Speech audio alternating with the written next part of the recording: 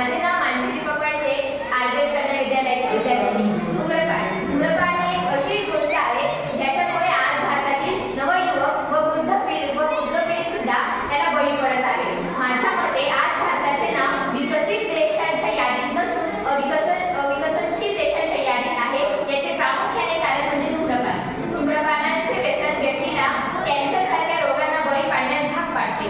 धूम्रपानाचे व्यसन व्यक्तीला त्याच्यात असलेल्या घातक साहित्यांमुळे होते, जसे की निकोटीनमुळे व्यक्तीला धूम्रपानाचे व्यसन लागते।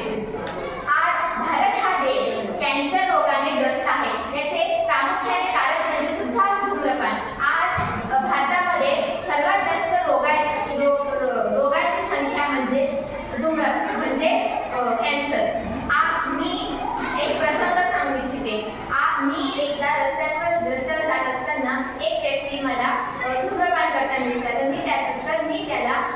तर मी त्याला धूम्रपानाचे दुष्परिणाम समजावून सांगितले व त्याला सांगितले की याच्या पुढे धूम्रपान करायचे नाही।